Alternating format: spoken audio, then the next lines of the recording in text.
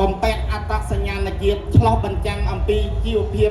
កសិកម្មផលិតកម្មផ្សារភ្ជាប់និងសមត្ថចំពោះអ្នកនេសាទនៅភូមិស្ភា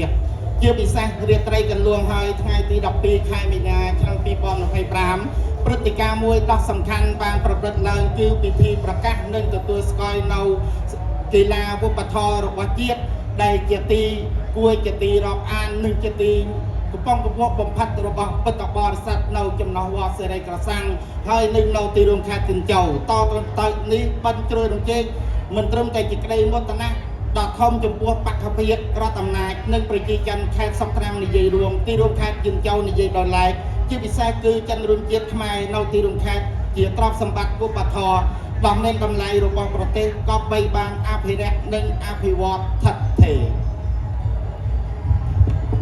Và kính thưa quý vị, trải qua những ngày diễn ra sôi nổi với nhiều hoạt động văn hóa thể thao đầy ý nghĩa, hôm nay lễ hội Phước Biển năm 2025 chính thức khép lại với đêm tổng kết bế mạc và trao giải cho các môn thi trong khuôn khổ lễ hội và công diễn các tiết mục xuất sắc của hội thi giọng hát hay Khmer, đôi múa đẹp và trình diễn trang phục Khmer lần thứ 2 năm 2025. ប្រតិជនថ្នាក់ដឹកនាំអ្នកតំណាងនិងប្រជាជនជាទីគោរពរាប់អានឆ្លងកាត់ប្រមាណថ្ងៃប្រព្រឹត្តឡើងយ៉ាងផុយផុសឲ្យមានសកម្មភាពវប្បធម៌កីឡាពុះពេញដោយអត្ថន័យថ្ងៃនេះបិណ្ឌជ្រោយរំជែកឆ្នាំ2025គឺបានបញ្ចប់នឹងជារាត្រីបិទវគ្គប្រកាសលទ្ធផលជូនរង្វាន់ឲ្យរយវិញ្ញាសាប្រឡងក្នុងក្របខ័ណ្ឌពិធីបិណ្ឌនិងសម្ដែងបង្ហាញរយឈុតឆាកឆ្នាំពិសេសរបស់ពិធីប្រឡងសំនៀងពីរោះគូរំពិសេសនឹងការបង្ហាញសម្លៀកបំពាក់ខ្មែរលើកទី2ទីរួមខេត្តយិនchâu. Và kính thưa quý vị, đến dự đêm tổng kết bế mạc lễ hội Phước Biển năm 2025, ban tổ chức xin được trân trọng giới thiệu sự hiện diện của các đại biểu. សូមគោរពនៅអង្គពិធីជួយរួមនៅពិធីបិទវគ្គនៃកម្មវិធីបិណ្ឌជ្រោយរំជែកនៅក្នុងឱកាសរាត្រីនេះយើងខ្ញុំសូមគោរពឧទ្ទិសនាម Xin trân trọng giới thiệu ông Trần Trí Vân, Phó Chủ tịch Ủy ban Nhân dân thị xã, trưởng ban tổ chức lễ hội Phước Biển. លោកត្រឹងជីយ៉ាងសមាជិកបក្ខភាពទីរួមខេត្តអនុប្រធានគណៈកម្មាធិការប្រជាជនទីរួមខេត្តប្រធានចាត់តាំងកម្មវិធីបិណ្ឌ Xin trân trọng giới thiệu ông Sơn Sát, Phó Chủ tịch Ủy ban Mặt trận Tổ quốc Việt Nam thị xã. លោកសឿងសាទអនុប្រធានគណៈកម្មាធិការរណសេមាតុភូមិវៀតណាមទីរួមខេត្ត Xin trân trọng giới thiệu ông Thạch Pết, Phó trưởng ban dân vận và tuyên giáo thị xã. សូមឧទ្ទិសនាមលោកថាត់ពេទ្យអនុប្រធានគណៈឃោសនានិងអប់រំទីរួមខេត្ត Ông Nguyễn Văn Tùng, Phó Bí thư Thường trực Đảng ủy phường 2. លោកនាងយ៉ាងតុងអនុប្រធានអចិន្ត្រៃយ៍បក្ខភាពសង្កាត់ទី 2 Về đơn vị tài trợ, xin trân trọng giới thiệu ông Võ Đình Tiến Em, Giám đốc VNPT Vĩnh Châu. ខាងអ្នកឧបត្ថម្ភសូមឧទ្ទិសនាមលោកវ៉ាដិនទៀងអែមនាយកក្រុមហ៊ុន VNPT ទីរួមខេត្ត Ban tổ chức cũng xin được trân trọng giới thiệu sự có mặt của Đại đức Danh Xuông, trụ trì chùa Seray Krasang. សូមឧទ្ទិសនាមព្រះតេជគុណយ៉ាងសួងព្រះចៅអធិការវត្តសេរីក្រសាំង Xin trân trọng giới thiệu ông Lý Thên, Phó Ban Quản trị chùa Seray Krasang. សូមឧទ្ទិសនាមលោកលីថេនអនុប្រធានគណៈកម្មការវត្តសេរីក្រសាំង Cùng lãnh đạo các ban ngành, đoàn thể thị xã, lãnh đạo Ủy ban Nhân dân các xã phường, các thành viên trong ban tổ chức, ban giám khảo hội thi. រួមទាំងបណ្ដាបក្ខភាពស្ថាប័នអង្គការមហាជនទីរួមខេត្តថ្នាក់ដឹកនាំនិងគណៈកម្មាធិការប្រជាជនឃុំសង្កាត់សមាជិកគណៈចាត់តាំងនៅកម្មវិធីបិណ្ឌ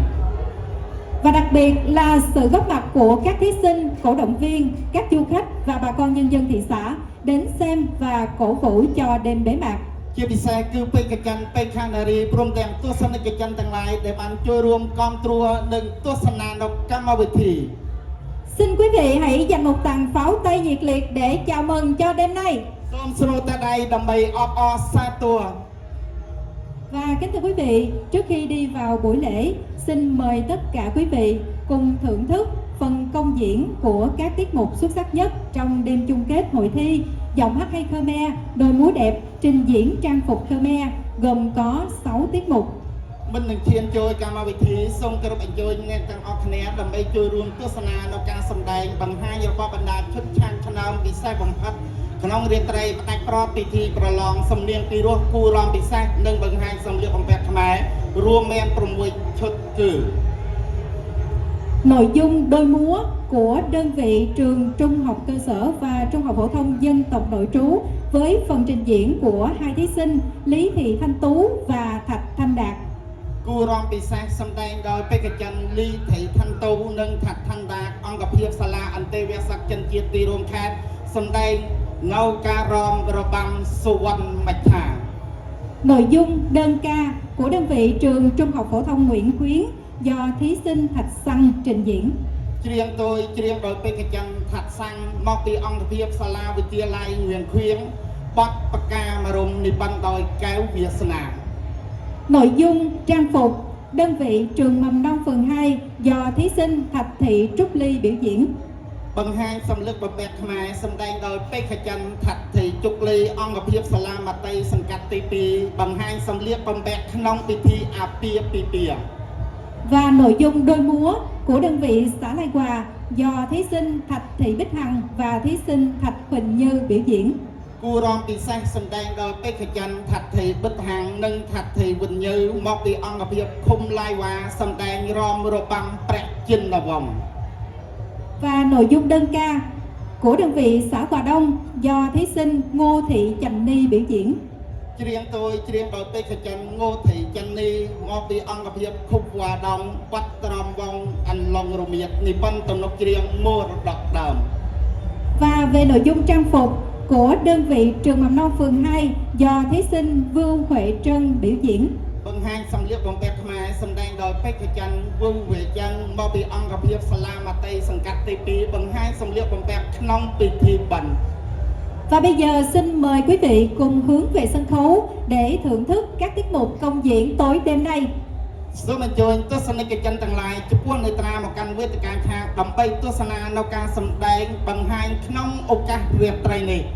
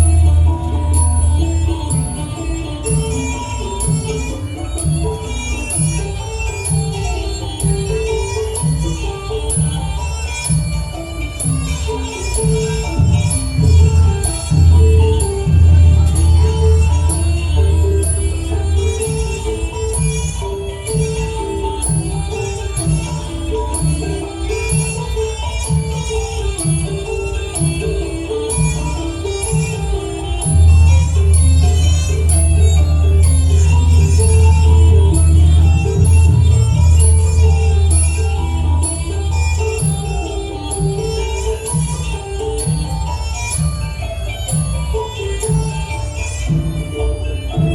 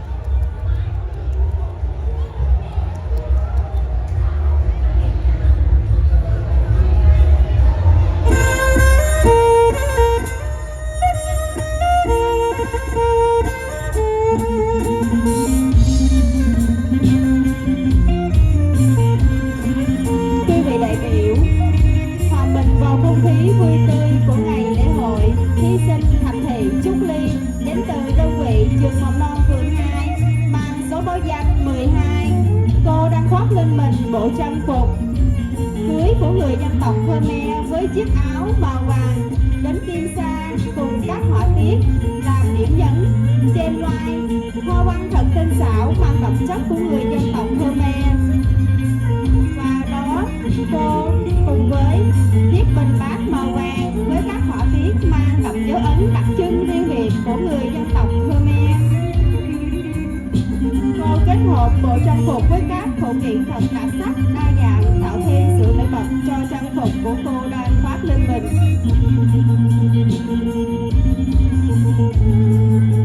Có thể dừng một chẳng lại chân tì mệt đầy dương nhầm mong ông pin sa la mà tê sang cắt tê pi thật thị chục ly ban chơi rùm bằng hai nâu bị thi xâm liêu bằng bẹt mẹ nông bị thi ban chơi được kì năm tì bòn một hay pram nông vô nâu ata sa nhàn vô bát thò ông pi xâm liêu bằng bẹt nông bị thi a pi pi piแต่ตุ้มแต่งโดยชุดเมียนลมน้อมโดยประกาศบังคับเอาเมียนการลึกลือสมาอยู่มวยหนึ่งลมน้อมต้องประนึกในลักษณะ